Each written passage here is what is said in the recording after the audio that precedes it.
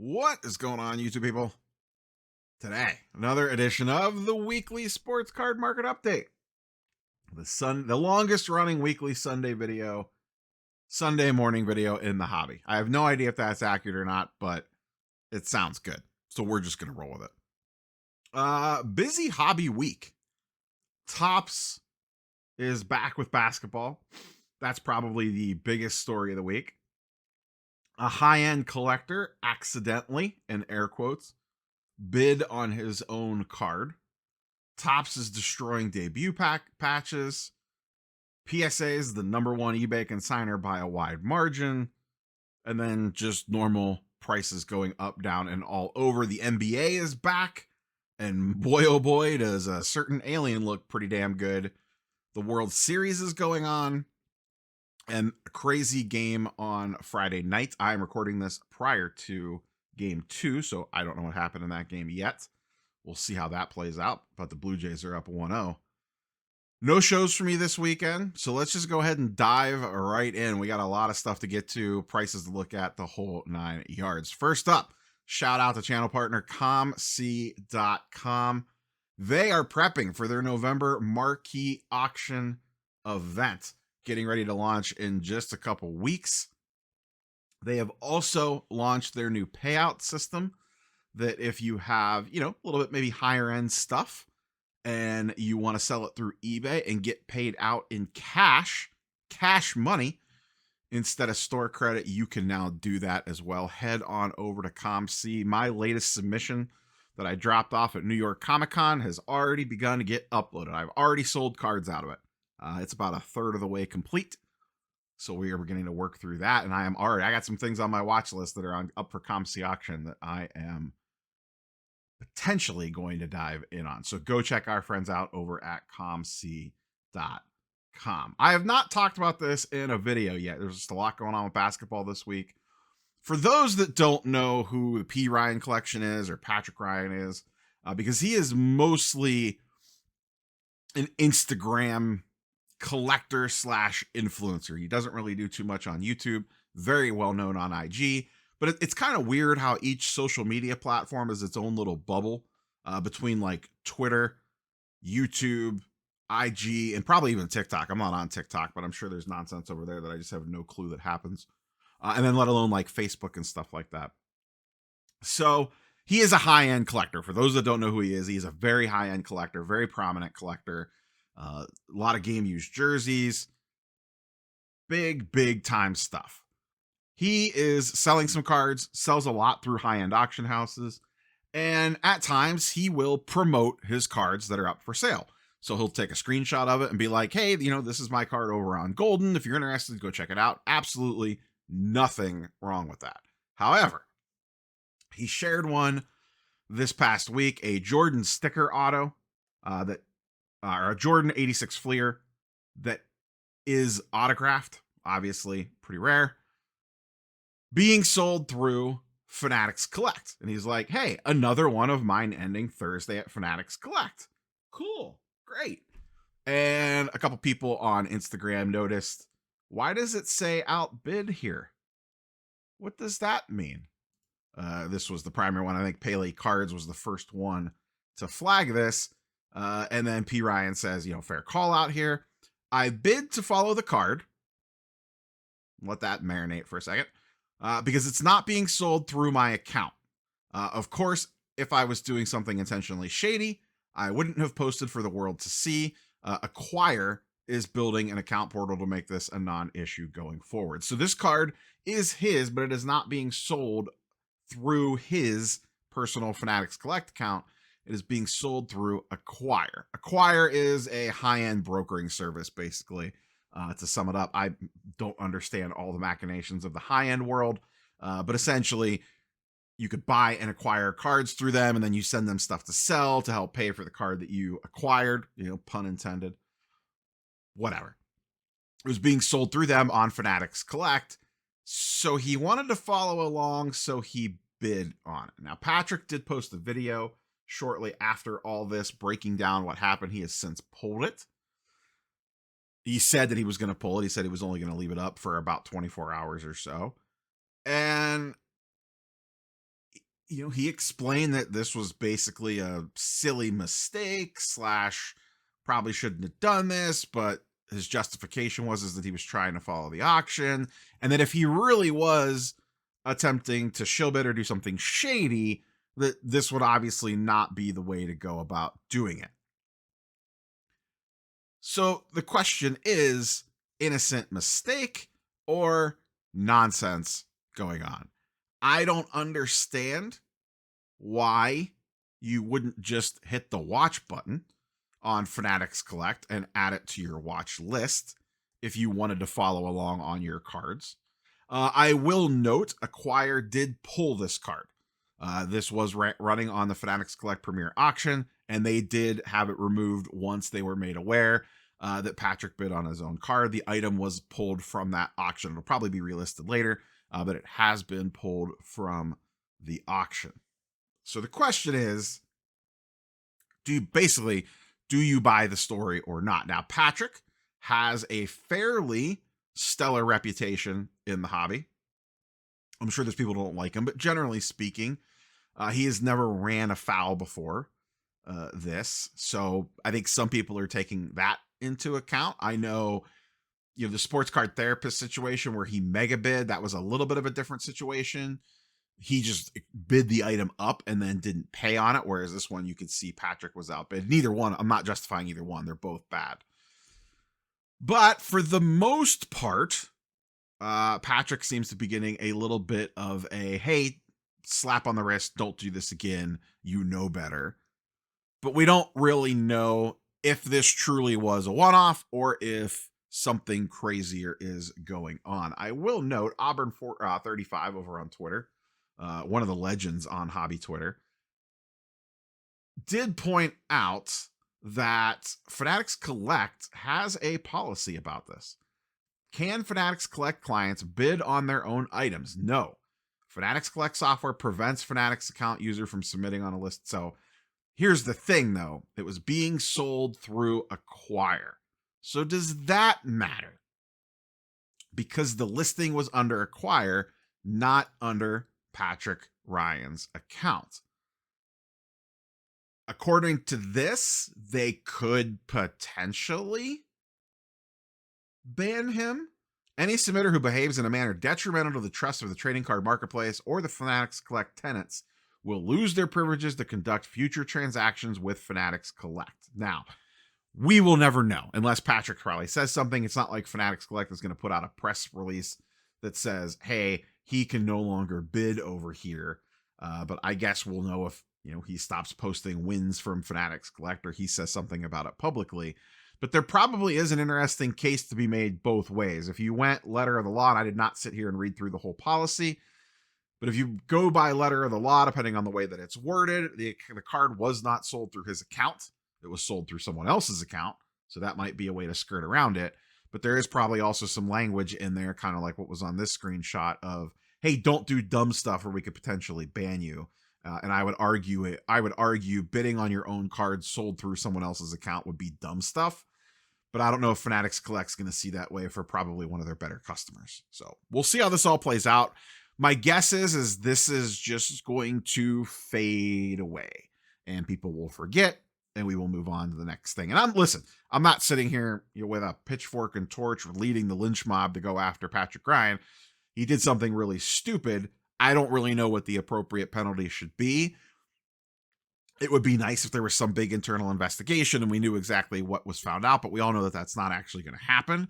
It would be pretty easy for Fanatics Collect to probably go in and look at Patrick's bid history and compare it to other cards sold through Acquire or any other third-party broker like that and see if they match up with cards in his collection to see if this was rampant or not, or if this was a one-off. But like I said, I doubt we see any of that. So we'll see how this plays out. I'll update if there's something worth updating. This is one of those things. I've talked about it all the time. This is going to be the hot button story right now. And then it will probably slowly fade off into existence.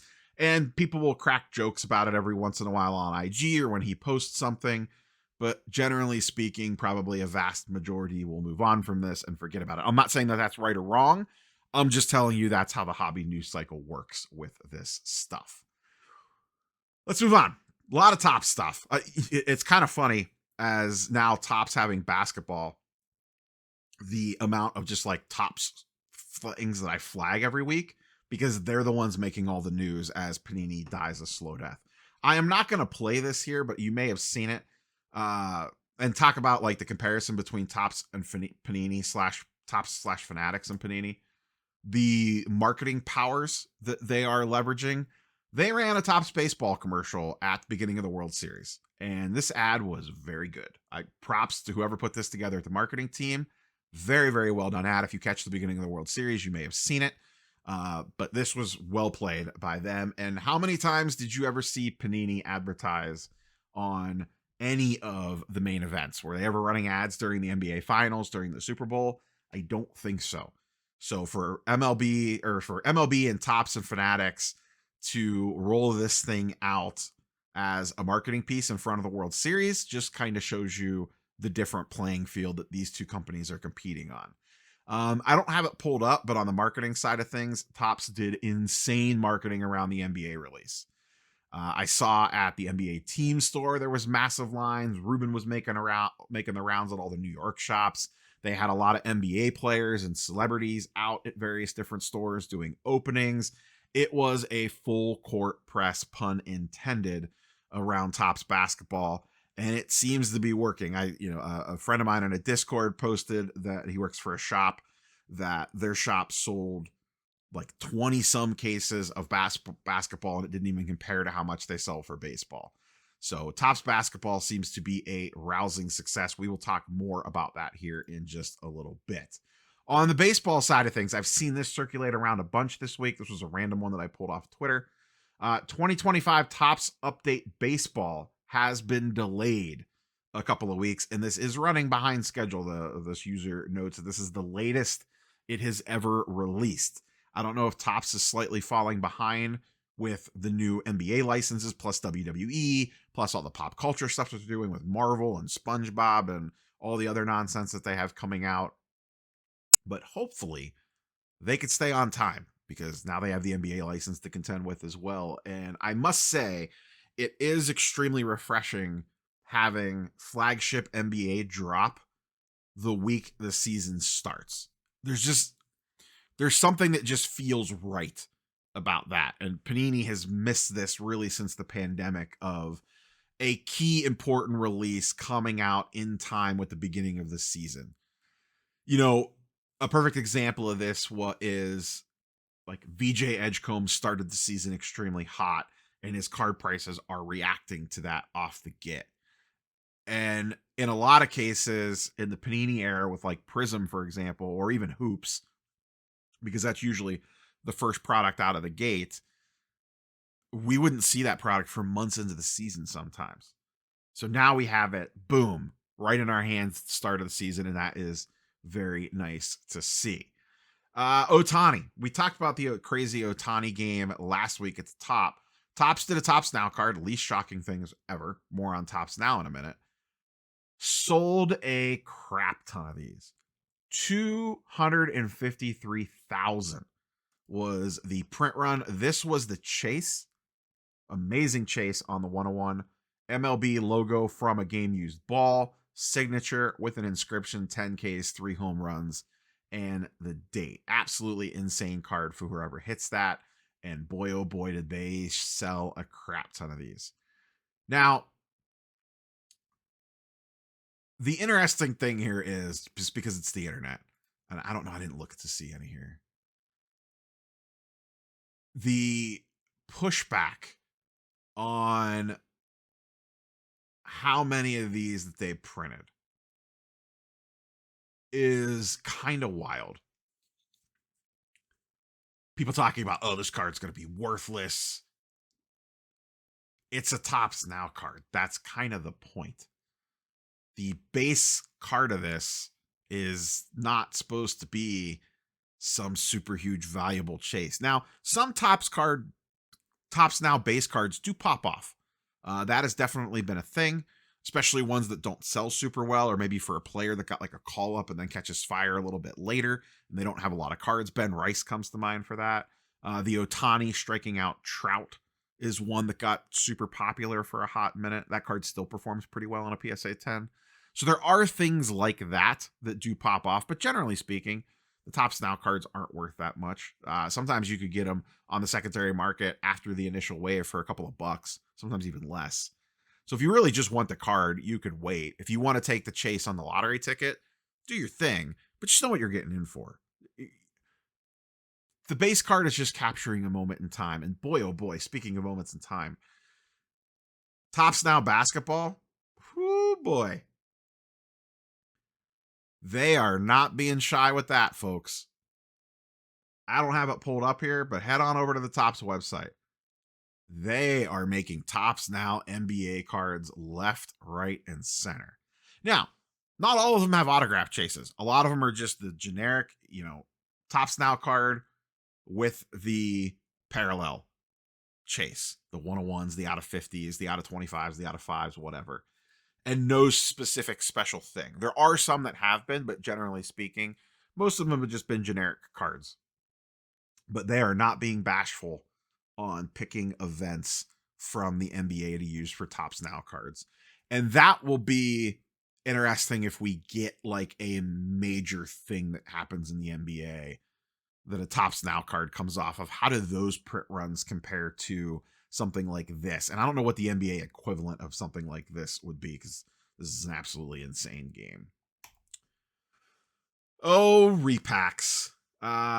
Repacks. Ryan Cohen, CEO of GameStop, talked in an article. This was Ben Burrows recapping an article. TBPN. Cohen discussed we can't get enough inventory for their power packs. And this, once again, just goes to show the amount of power that repacks have in the marketplace and how much inventory it takes to feed, especially something like this. Power packs is something that they sell a physical product in store of it, and they are building out a online digital version of it. Just the physical version alone, to put a couple in each store, would take a ton of cards. Think about how many GameStops there are out there, and say you wanted to send 10 to each one. That is a crap ton of cards, of slabs, some of which have to be pretty valuable. At least a handful of them you need a chaser. And then that doesn't even factor in the online component of a separate product of a digital version of Power Packs. The amount of inventory that they need to suck up to feed this beast specifically is probably astronomical. And I wouldn't be surprised if that's where a lot of the PSA offer stuff is going to. But just crazy. The overall demand for slabs for repacks continues to get crazier. And as these larger ones become more mainstream, they're going to put even more pressure on getting cards. Speaking of PSA adjacent things, because Power Packs is PSA adjacent, I've seen this pop up a few times lately over the course of the last couple of months. I don't know what's going on over there with eBay AG on the raw cards, but I have seen this a few times. If you buy a raw card, they send it in a card saver inside a penny sleeve, obviously. But I've seen this happen numerous times where the card, however they're shipping them in these little packages, is slipping out the top of the penny sleeve and slipping out the top of the card saver, which is hard to do. So I don't know if it's the way they're getting like slightly bent in here, if it's making the card saver just a little bit loose so the card can slide out. I don't know what's causing this, but I've seen this pop up numerous times now on various social posts with different cards, where when whoever the buyer got it from eBay AG, it's halfway hanging out like this. Now, luckily, the card is inside a sealed team bag as well, so I think that saved it, but it doesn't take much for things to go sideways when a card's poking out like that from a penny sleeve. Next, we talked NBA Topps Now already. However, this was an interesting one. Luka. Luka on a Topps Now NBA card, but Luka not in Topps Flagship. We had this discussion on, I think, a weekly sports card market update a couple of weeks ago. Might have been a standalone video. I don't remember. But I talked about this. Luka not on the checklist for Topps Flagship. And Topps didn't want to talk about it, according to Jeff Wilson. Jeff Wilson said in one of his Thursday news videos, Cards on the Table, that he reached out to Topps and asked them about it, and they basically didn't want to chat about it. And here he is popping up in a Topps Now card. So, why, I guess, is the question. And there's a few different explanations, and this is all speculation on my part. It could be that they finally figured out whatever it is with his licensing agreement. But they figured it out, but it was too late to get it in the Flagship. So maybe he'll show up in Update or Chrome later this year. So it could be that. I have also heard that Topps Now is a different license than regular Topps products. So because it's an instant card and not like a pack pulled trading card, I am guessing there is probably different licensing structure there. So maybe there is some sort of loophole there where they could use Luka in this product, but not in a pack pulled product. Once again, I don't know. That's just me speculating. Regardless, we are at least getting Luka Topps Now cards. We'll see if he pops up in another set, and we'll see if we get autos for him or not. For example, like Zion, and I think VJ Edgecombe, there's cards in the product for them, but there's not autographs for them in currently 2025 Topps. So just some weird quirks. We're still like, even though Topps has the license now, there is still some weird little edge case things floating around out there that don't make a ton of sense. And you could chalk this up as to one of them. All right, let's dig into Topps Flagship for a hot minute. One of the bigger cards to be hit, actually, let me refresh this to see if it went up anymore. No. The VJ Edgecombe 1/1 Super or Foil Fractor it has been hit and is on eBay. The Cooper Flag has also been hit. And I think another big 1/1 got hit today. Those two were hit over in Asia. This one was hit here. Monster card already up to $30,000. Well, $29,000 if you're rounding down. $29,000. Now, is this real? Will it get paid for? Who knows? Crazy that this guy is selling this on his own, or girl. Card Sharks for You with their 7 feedback running a $29,000 card is a wild scene. But here we sit. And there it is up for sale. We'll see what this ends at. Still has, what's it have on it? Few days. Yeah, 4 days, almost 5 days at time of recording. Be about 4 days depending on when you're watching this. So one to keep an eye on there. I would be a nervous wreck shipping this thing. I would be walking this to PSA AG.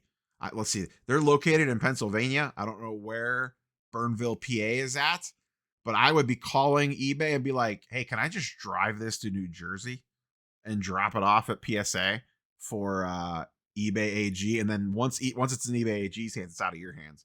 You don't have to deal with it anymore. But wild sale, and wild to sell this on your own. I 100% would have went through an auction house for that bad boy and let them deal with the nonsense of a high-end card like that. Looks, centering wise, looks OC, looks a little thin on the right compared to the left. But I will say this particular design of Topps, left to right centering is a little tricky to tell. You kind of have to look down here at the bottom of the card, because the top of the card, by design, it creeps over a little bit. The other thing that I'll note on here, just why I have this image up, having opened 3 jumbos of this product now, these are going to be very tough grades. Centering, for the most part, looked pretty good. Fronts looked pretty good. A lot of issues with corners. And I don't think it's anything that they did. It's just the nature of paper cards, and also, in fact, you can see it right there. This top border on the back is the team color. And I have noticed a lot of white. That left corner doesn't look too bad on this one. And it could just be a little bit the way that the angle of the photo is taken. but like I hit the blue sand glitter VJ Edgecomb, and this back right corner, it has a lot of white on it, and it just sticks out like a sore thumb because of the blue top. You could see it a mile away. If it was white, you might not even notice it that much. But this top edge, much like 2024 Prism Football, I think is going to cause some folks trouble if you're thinking about grading some of this stuff. So if you have opened any or you're buying singles, keep a close eye on that top back strip. Boxes. Jumbo boxes are sitting at about $375 to $400. Hobby boxes are sitting at about $200, maybe even like high 190s if you're lucky. I will say, I've opened 3 jumbos. The first one was slightly above average. The second one was a punch in the face. The third one was very good. I did a live stream yesterday. You could go check out box opening 2 and 3. I won't spoil anything. Box opening 1 is a standalone video on the channel from Thursday afternoon, I believe. I paid retail. MSRP, $220, $225, whatever they were a box, $215. For that price point, they felt great. I would not want to open these things at $400. No thanks. I will not be buying any of these at secondary market prices. I got my 3. I opened my 3. I am happy. Would I love to sit down and rip a case? Sure. Of course, who wouldn't? But not at $400 a box. I do not think this product is worth $400 a box. Can you hit monsters out of here? Absolutely. We'll talk about them in a few minutes. But if there's just random cards that you want, just go buy them. Like, I can buy a Donovan Mitchell All Kings insert for probably less than a jumbo box. I would rather just go buy the insert than another jumbo box. That's just me. You might be different. It was fun ripping them, but not at $400 a box fun. But secondary market's going to do its thing. We can't control that one. Let's hop over to Market Movers and look at some charts and graphs. Link in the description down below. If you want a free trial and save a little bit of cash on a Market Movers subscription, you can go down there and check that out. First up, let's continue with basketball. The season has started and card prices are moving, and my lord, Victor Wembanyama. Wemby. Insane first 2 games. Absolutely wild first game. Second game was like just fine. He almost had a triple-double with like 30 points. The first game was insane. Just watching him play, he is on a completely different level than the rest of the NBA. The key question with him is health. Can he stay healthy? The longer he does, the higher his prices are going to go. If you bought Wemby all off season long, you were living good today. His Silver Prism PSA 10 is up 70% in the last 30 days, up to $1,500. These were $800 all day. So almost has completely doubled in price. And like I said, we'll see how he keeps going. But if the dude can just stay healthy, we could be blessed with having Ohtani in baseball, an absolute freak, and Wemby in basketball, an absolute freak. And it's going to be a fun ride. Like I said, I hope Wemby can stay healthy. And the longer that he can, the more that he proves that he can, and the less that becomes a concern for him. SGA, banger start to the season, was blessed with 2 double OT games. He's up about 20%. Alfred Sengun has only played 1 game, but also had a monster showing. Looked like a completely leveled up player. His stuff is up 60% over the last 30 days. And then a slight bump up, but Wemby adjacent, Stephen Castle looked really good as well in his first couple games.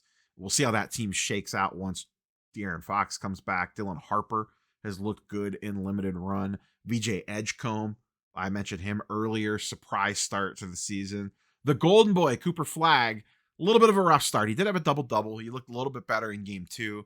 Do keep in mind he's 18 years old and they have jammed him into the point guard spot for some stupid reason. We'll see how he ends up shaking out, but you could see, boy, VJ looks really, really good. Harper has showed some pretty decent flashes. Con Knipple looks okay as one of the other top picks. Trey Johnson's been getting a little bit of buzz with the Wizards, but I think he's coming off the bench to start. But right now, VJ and Cooper are the two that everyone is focused in on. On the baseball side of things, we talked about Ohtani last week. I wanted to revisit now that we've had kind of a week's worth of pricing kind of baked in on how things have changed. And you could just see pre that game last week and post that game last week. If you just look at the lines, look how much lower the first half. This is over the last 14 days. Last week versus this week, there is a clear difference. Spoilers, everything went up a lot. I'm not going to read these all off to you, but you could see essentially most Ohtani stuff is basically, and when I say stuff, I'm talking like normal human being stuff. PSA 10 tops chromes, PSA 10 tops heritage, nothing super, super crazy, like $200 to $500 cards at minimum are up 50%. Just across the board are basically up 50% of everything that I looked at. I'm sure there's some that have gone higher. I'm sure there's some that have been lagging behind. But Ohtani, one of the big winners of the week, justifiably so. Now we'll see what happens in the World Series, but what a freaking game that was last Friday. Switching back to basketball and Topps product. I wanted to look at some of the bigger chase inserts just to kind of get a real rough start. Keep in mind, this product's only been out a few days. I'm not putting a lot of stock into these sales numbers, but it does kind of show us which ones are going to be more on the expensive side. Here we have the All Kings. This one is one of the most popular ones, the LeBron going for $4K. Only a couple sales. Wemby for $2,000, Victor for $1,500. We have a couple Cooper Flags for around $1,500. VJ Edgecombe for around $1,100. These are pretty tough to hit. This is going to be one of the big chases out of the product. Also, the home court advantage. This is Topps' version of Downtowns. The Cooper Flag out of the gate for about $1,800. Victor for $1,000. Dylan Harper for $1,000. I don't see a VJ on here yet. Could be one hasn't sold.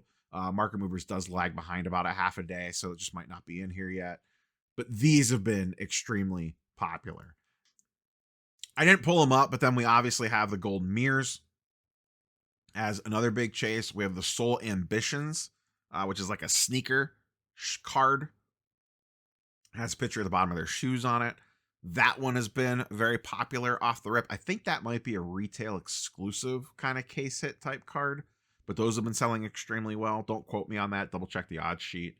But those have been doing well, or been doing very well also. Let's switch back, look at a little bit of baseball, and then one football card and close things out. We talked about Ohtani. Let's talk about Vlad. Mad Vlad. Insane run so far in the playoffs. Nice start to the World Series. His card prices, not as crazy as Ohtani's, though there is a wild one on here. We'll talk about it. His first Bowman and a BGS 9.5. This is over the last 30 days. Up about 100%. We're using a BGS 9.5 instead of a PSA 10 because of the pop counts. The BGS 9.5 transacts way more. The regular refractor, only $100, but that's still an 80% jump, so a nice return there. The funny one is this yellow line. This is his blue refractor auto, just the rookie, the PSA 10 version. This card right here. And Vlad, my God, so many of his rookie signatures are so streaky. A PSA 10 sold on the 22nd for $1,200. Prior to that, it was October 5th for $1,300.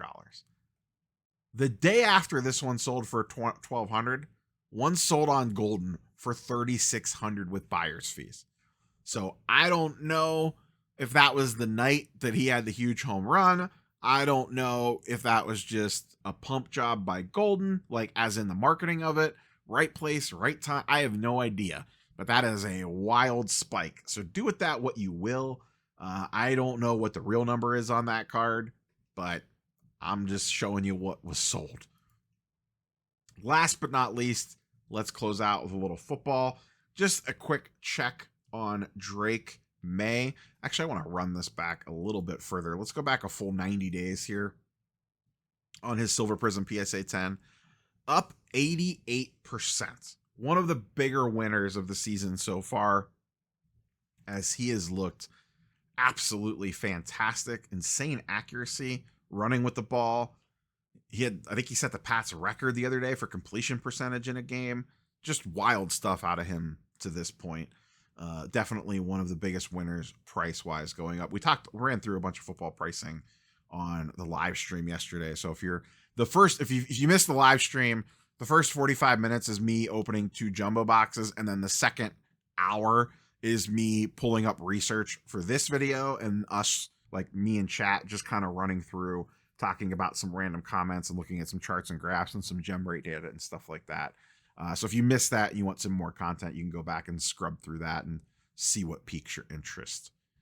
But that is a wrap for the weekly sports card market update. Felt like a long one, and boy, oh boy, it is. Clocking in at 35 minutes. A lot going on this week. Some fun videos I'm prepping for the upcoming week. I got at least 2 in mind that are both kind of spicy.